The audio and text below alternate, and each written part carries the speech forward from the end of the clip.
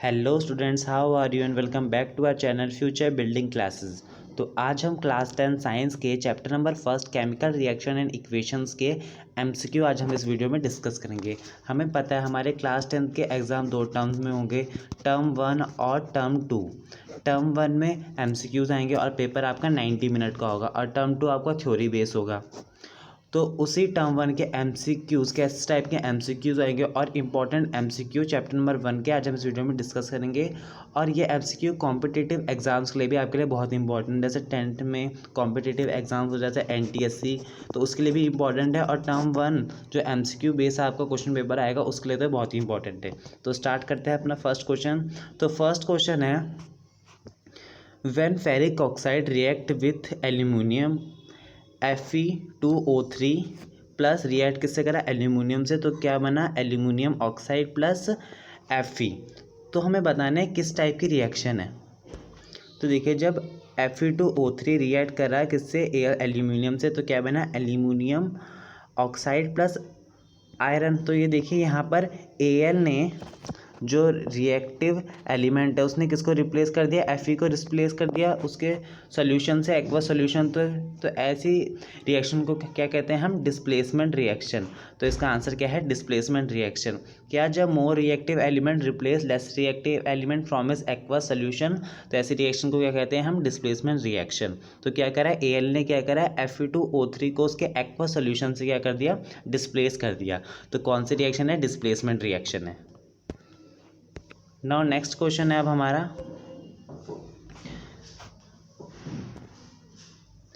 Which of the following are exothermic processes.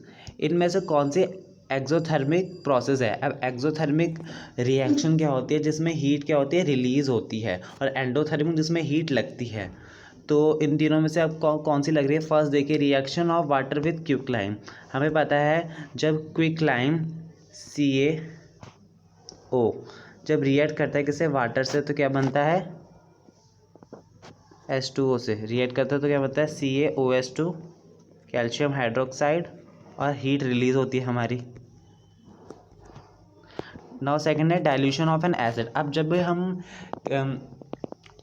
Water में drop करके acid डालते हैं तो क्या होता है, उससे भी हीट रिलीज होती है, इवेपोरेशन ऑफ वाटर। अब वाटर का इवेपोरेट हो रहा है तो वाटर की इवेपोरेशन से तो कोई हीट रिलीज नहीं होती। और सब्लिमेशन ऑफ कैम्फर मतलब कपूर का जब सब्लिमेशन होता है, जब वो सॉलिड से गैस में कन्वर्ट होता है तो उसमें भी कोई हीट रिलीज नहीं होती। तो इन सब में से आपको कौन सा लग रहा है, फर्स्ट एंड सेकंड। तो देखिए नीचे ऑप्शन है, ए है हमारा आंसर, फर्स्ट एंड सेकंड। तो ये होगा हमारा correct option. Now third question है, आइडेंटिफाई द केमिकल रिएक्शन। हमें इस केमिकल रिएक्शन को आइडेंटिफाई करना है। क्या है ये, potassium bromide, aqueous in nature है, प्लस बेरियम आयोडाइड। जब रिएक्ट हुए तो क्या बना, potassium iodide plus barium bromide. अब इसमें देखिए म्यूचुअल एक्सचेंज ऑफ आयंस हुआ है, वो किस में होता है, डबल डिस्प्लेसमेंट रिएक्शन में। अब देखिए पोटेशियम ब्रोमाइड था यहाँ पर और यहाँ पर बेरियम आयोडाइड था। अब इसका ब्रोमाइड किस में चला गया, बेरियम में चला गया, और इसका आयोडाइड किस में चला गया, पोटेशियम में चला गया। तो क्या हुआ, म्यूचुअल एक्सचेंज ऑफ आयंस हुआ। ये किस में होता है, डबल डिस्प्लेसमेंट रिएक्शन में होता है। तो इसका आंसर है option number first. Now fourth question है, which option denote a double displacement reaction. अभी हमने पीछे डबल डिस्प्लेसमेंट रिएक्शन पढ़ा, उसमें क्या था, म्यूचुअल एक्सचेंज ऑफ आयंस था। तो हमें बताना है कौन सी डबल डिस्प्लेसमेंट रिएक्शन है। क्या ए वाली है, देखिए इसमें तो कुछ तीनों मिल रहे हैं लेकिन उसमें तो नहीं था, उसमें तो म्यूचुअल एक्सचेंज ऑफ आयंस था, तो ये भी नहीं है हमारी। बी देखिए, ये तो दोनों मिलके सी बना रहे हैं, तो ये तो कॉम्बिनेशन रिएक्शन होती है, ऐसी नहीं, ये भी नहीं है। सी देखिए अब हमारी, अब देखिए AC प्लस BD, तो क्या बना, AD प्लस BC। देखिए यहाँ पर C था तो ये चला गया किसके पास, इस B के C के पास, और यहाँ पर क्या था, D था, ये D चला गया कहाँ पर, A के पास। अब D देखते हैं, क्या D है, नहीं D भी नहीं है, D तो डिस्प्लेसमेंट रिएक्शन है। देखो B इधर चला गया और क्या, C को छोड़ दिया, B के पास चला दिया और C को छोड़ दिया, ये तो डिस्प्लेसमेंट है, तो ये भी नहीं है। तो कौन सा है हमारा आंसर, आंसर है हमारा option number C। Now fifth question है oxidation is a process which involves. अब हमें पता है ऑक्सीडेशन प्रोसेस क्या होती है, या तो एडिशन ऑफ ऑक्सीजन हो या तो ऑक्सीजन ऐड हो, क्या हो, या तो ऑक्सीजन क्या हो ऐड हो किसी सब्सटेंस में, या किसी सब्सटेंस में हाइड्रोजन का रिमूवल हो या हाइड्रोजन सब्सटेंस से निकले, तो दोनों ही केसेस में हम कहते हैं कि हाँ ऑक्सीडेशन हुई है। तो हम ऑप्शन पढ़ते हैं, ए है एडिशन ऑफ ऑक्सीजन, बी है एडिशन ऑफ हाइड्रोजन, सी है रिमूवल ऑफ ऑक्सीजन और रिमूवल ऑफ हाइड्रोजन। तो ऑक्सीडेशन में हमने क्या पढ़ा था, एडिशन ऑफ ऑक्सीजन होती है या रिमूवल ऑफ हाइड्रोजन, दोनों ही केस में क्या होगा ऑक्सीडेशन होगा। तो इसमें देखिए ए और डी, ए और डी, ये देखिए तो हमारा ऑप्शन नंबर फर्स्ट हमारा सही आंसर है, बाकी सारे हमारे गलत है। Now question number 6, the process of reduction involve. Oxidation का उल्टा ही रिडक्शन है। ऑक्सीडेशन में क्या आ रहा था, एडिशन ऑफ ऑक्सीजन या रिमूवल ऑफ हाइड्रोजन, दोनों केस में ऑक्सीडेशन होगी, लेकिन इसमें क्या है रिमूवल ऑफ ऑक्सीजन और एडिशन ऑफ हाइड्रोजन। क्या हो, ऑक्सीजन किसी सब्सटेंस से क्या हो निकले, किसी सब्सटेंस से निकले या हाइड्रोजन किसी सब्सटेंस में जुड़े, तो दोनों केस क्या होंगे रिडक्शन के होंगे। तो इसमें से ऑप्शन देखिए फर्स्ट ए और D, addition of oxygen removal hard नहीं, ये तो ऑक्सीडेशन का है। सेकंड देखिए सी या D, removal of oxygen removal hydrogen नहीं। थर्ड देखिए सी या बी, सी या बी, हाँ यही हमारा सही ऑप्शन है, तो ऑप्शन नंबर थर्ड हमारा करेक्ट। नाउ अब आता है हमारा question number 7, give the ratio in which hydrogen and oxygen are present in water by volume. हमें बताना है रेशियो हाइड्रोजन और ऑक्सीजन का, जब वो मिलके वाटर बनाते हैं उनके वॉल्यूम के हिसाब से हमें बताना है कि वाटर स्टेट में उनका रेशो क्या होता है। अब देखिए जब H2 ऑक्सीजन के साथ रिएक्ट करा तो क्या बनाता है हमारा H2O वाटर। अब देखिए इसमें रेशो देखिए वाटर के रेशो में यहाँ पर 2 है और यहाँ पर कुछ नहीं तो हम 1 मानते हैं, तो किस रेशो में होगा 2:1। कितना सिंपल था, क्वेश्चन पढ़ने में कितना हार्ड लग रहा था, लेकिन जब हमने सॉल्व करा तो कितना सिंपल था। वाटर स्टेट में देखिए इसका रेशो क्या है, H पे क्या है 2 मॉलिक्यूल है और ऑक्सीजन पे देखिए 1 एटम है, तो रेशो क्या होगा 2:1, तो सी इसका करेक्ट आंसर है। नाउ अब आता है हमारा क्वेश्चन नंबर 8, MnO2 जो क्या होता है मैग्नीज ऑक्साइड, जब रिएक्ट करा HCl से हाइड्रोक्लोरिक एसिड से, तो क्या बना manganese chloride plus H2O water plus chlorine. Identify the substance oxidise in the above equation. हमें बताना है कौन सा सब्सटेंस ऊपर वाले रिएक्शन में ऑक्सीडाइज हुआ। तो क्या थी हमारी reaction, MnO2 plus 4HCl gives MnCl2 plus 2H2O plus Cl2। ये थी हमारी रिएक्शन। तो देखिए अब मैंने ऑक्सीडेशन में क्या बताया था कि एडिशन ऑफ ऑक्सीजन या रिमूवल ऑफ हाइड्रोजन, दोनों ही केस में क्या होती है ऑक्सीडेशन होती है। अब मैं बताया ना कौन सा सब्सटेंस ऑक्सीडाइज हुआ है, मतलब उस सब्सटेंस में या तो प्रोडक्ट साइड में ऑक्सीजन जुड़ा होगा या तो हाइड्रोजन रिमूव हुआ होगा। तब ये देखिए MnO2, इसको पहले हम देखते हैं। ये देखिए प्रोडक्ट साइड में इसमें क्या है ऑक्सीजन निकल गया, तो ये तो ऑक्सीडेशन नहीं हुआ, क्योंकि ऑक्सीडेशन में तो ऑक्सीजन का ऐड होता है। अब HCl में देखिए, HCl में हाइड्रोजन था। अब नीचे वाले रिएक्शन में देखिए ये जो Cl2 था इसमें से हाइड्रोजन निकल चुका है, तो मतलब कौन हुआ है ऑक्सीडाइज, HCl हुआ है हमारा ऑक्सीडाइज। तो ये है हमारा B HCl हमारा करेक्ट आंसर।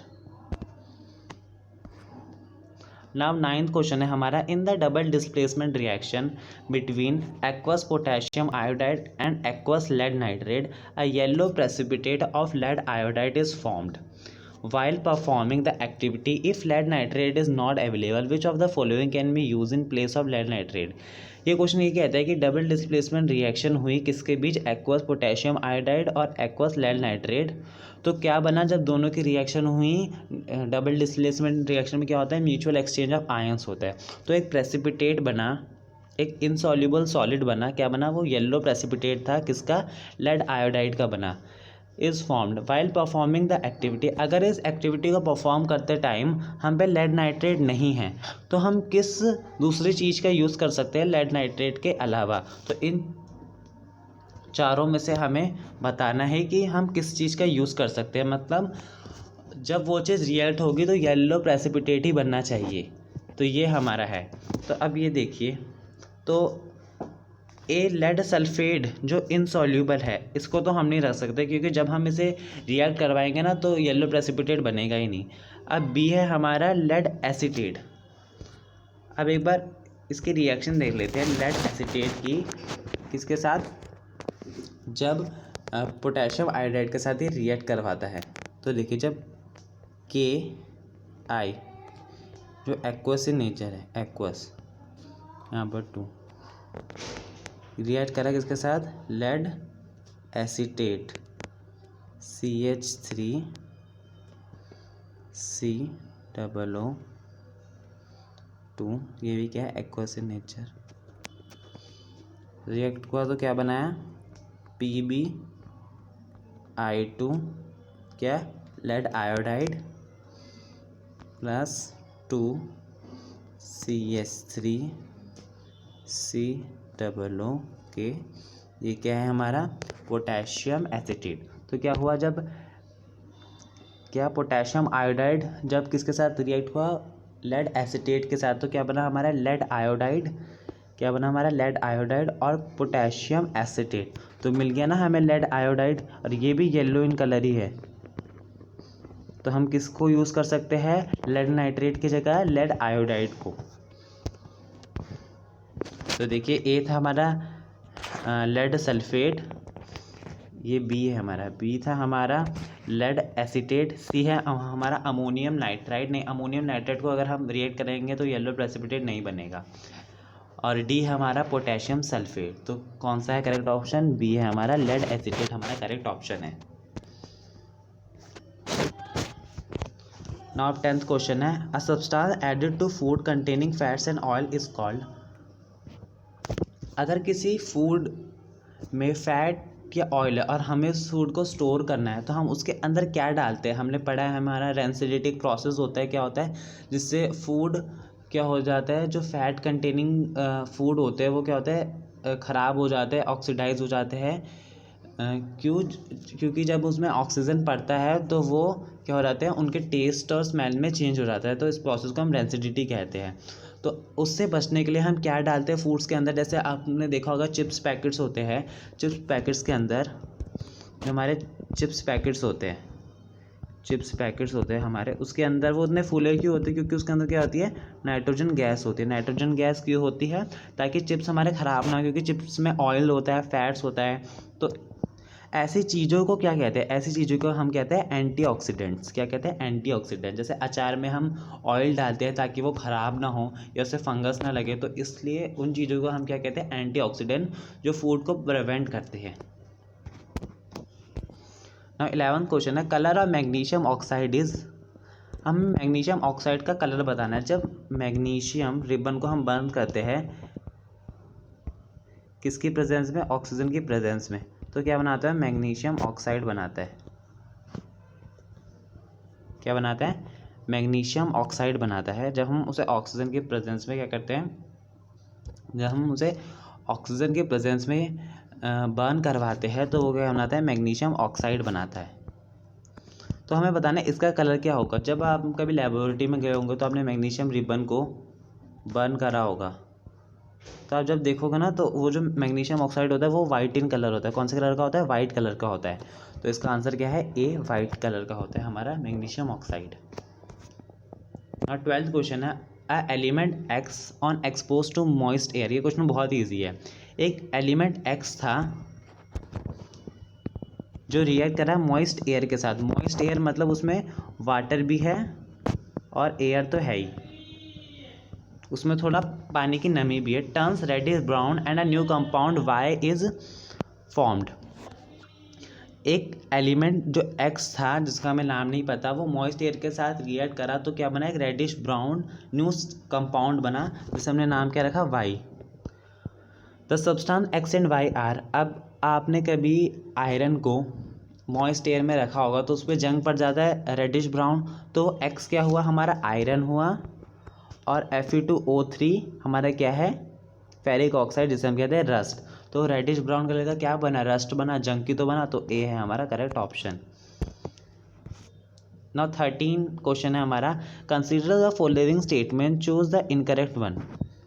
हमें चारों स्टेटमेंट को पढ़ना है और फिर बताना है कि इनकरेक्ट स्टेटमेंट कौन सी है। तो फर्स्ट स्टेटमेंट है, the chemical equation is balance to satisfy the law of conservation of mass in chemical reaction.